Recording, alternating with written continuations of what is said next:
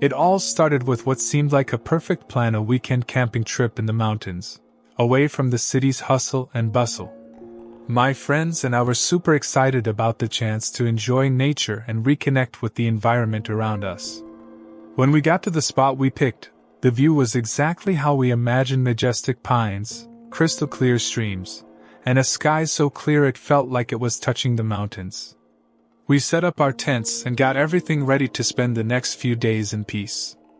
After dinner, we decided to explore a bit around the campsite. That's when we noticed some trails that weren't on our maps. They looked hidden, almost forgotten by time, like the forest itself was trying to keep them secret. My curiosity got the better of me. Ignoring the warnings and the nagging feeling that maybe we shouldn't go there, I decided to follow one of these intriguing trails gradually.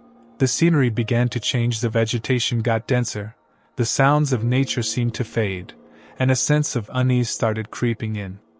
It felt like we were being watched, monitored by something we couldn't identify. Still, I kept going, more intrigued and, I have to admit, a little scared. What could we find at the end of that trail? Something told me to turn back, but curiosity was stronger. And that's when everything started to shift, kicking off an experience I'd never forget. I'll admit, as we moved deeper into that mysterious trail, a shiver of apprehension took over. The environment around us seemed to change gradually, like the forest itself was reacting to our unwanted presence. The trees got denser, with branches stretching out towards us, and the air grew heavy and stifling, making it hard to breathe. Then I started to feel that unsettling sensation that we weren't alone. It was like there were eyes hidden in the shadows, watching every step we took. The sound of snapping branches and whispers carried by the wind made us look around nervously, searching for any sign of danger. One of my friends suggested that it might be local indigenous people, the real guardians of these lands, who didn't want us there. That thought made panic settle in my chest. If we were intruding on sacred territory, protected by beings we didn't want to face, we were in serious danger. We should have turned back while we still could, but stubbornly, I kept pushing forward, more and more overcome by an inexplicable fear. At that moment, it felt like we had crossed an invisible line, entering a dangerous and unpredictable territory. Every step we took seemed to pull us further into a plot that was beyond our control. The once clear trail turned into a never-ending maze, distorting our sense of direction and safety. The sounds around us became increasingly unsettling: quick footsteps, distant laughter, indistinct voices that seemed to be watching us. Panic quickly took over the group, leaving us in a constant state of paranoia. Who or what was following us? Were they really indigenous people, as suggested, or something even more sinister? The feeling of being hunted plunged each of us into deep fear.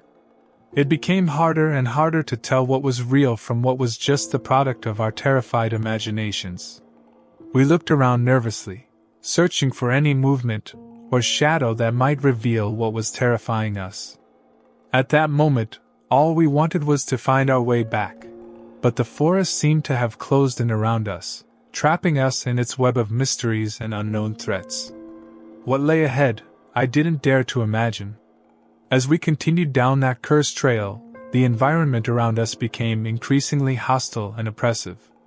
The trees seemed to close off the path behind us, forcing us to keep going, as if the forest itself was trapping us in its deadly web.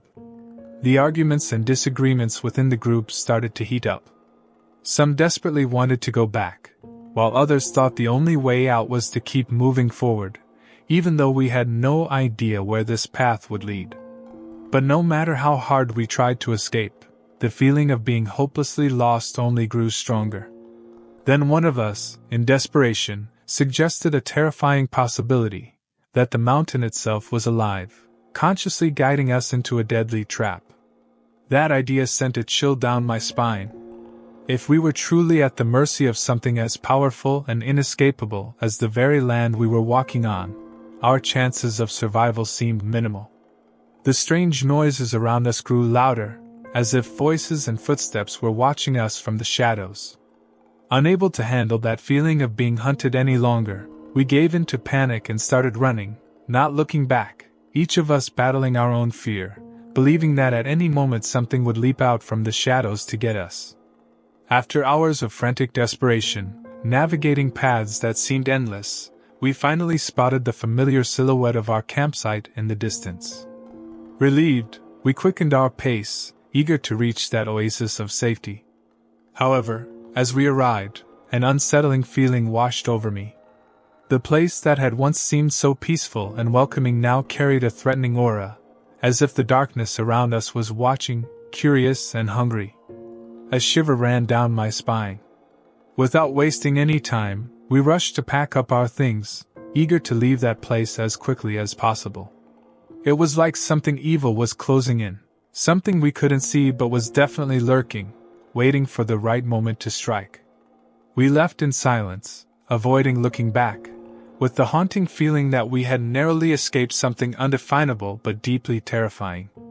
What exactly had been chasing us, I wouldn't dare to speculate. The important thing was to get away from that hostile environment before it was too late. It seemed like such a great idea at first. The three of us, me, Anna, and Mike, decided to escape the city routine and venture into the Arizona desert for a few days. We'd heard about the beauty and silence of the place, and the idea of being completely isolated, far from everything and everyone, really drew us in. We picked a remote spot to set up camp, surrounded only by the vast expanse of desert landscape. As soon as we arrived, we were blown away by the sight of the starry sky and the almost ethereal peace of the place. It seemed like nothing could disturb that tranquility. While we were cooking dinner and chatting around the campfire, I started to feel an uneasy vibe growing inside me. The desert's silence, which had seemed so serene before, now felt oppressive and heavy. It was like a sense of being watched was hanging over us, as if something or someone was observing us from the shadows. I tried to brush off that creepy feeling, convincing myself it was just my imagination. But as the night went on, the tension kept building, until finally something moved in the darkness, catching the corner of my eye. My heart raced and adrenaline shot through my veins. Whatever was out there, I knew we couldn't stay calm until we figured out what it was. The screams in the middle of the night had me completely on edge. When we first heard them, we could barely believe it. It must have been some kind of illusion, I thought, something our imagination cooked up in that isolated and silent environment.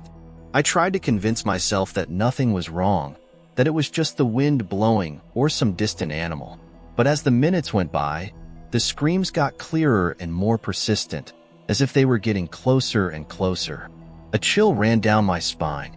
What could be happening out here in the desert, miles from any civilization? I looked at Anna and Mike, who also seemed tense and unsettled, their wide eyes reflecting the same fear I felt. The oppressive silence of the desert was making me increasingly anxious and suspicious. Every little sound seemed amplified in a terrifying way. The wind blowing, the sand shifting, even our own footsteps. Anna started to wonder if someone was playing a prank on us, a really bad joke. Even Mike, usually the most skeptical of us, seemed genuinely worried that something was seriously wrong. I tried to stay calm and rational, convincing myself that there had to be a logical explanation for the screams we heard. Maybe it was just a distant animal or an illusion caused by the wind. But as time went on, the sounds grew closer and clearer, making it harder and harder to stick to that line of thinking. The feeling of being watched, of something moving toward us in the darkness, was becoming almost unbearable. I couldn't ignore the growing tension anymore, the adrenaline rushing through my veins. Something was wrong in this isolated desert, something we couldn't explain. And whatever it was, it seemed to be getting closer and closer. We couldn't ignore those terrifying screams echoing through the desert darkness any longer. Gathering all our courage, we decided to investigate where they were coming from, hoping to find a rational explanation for everything.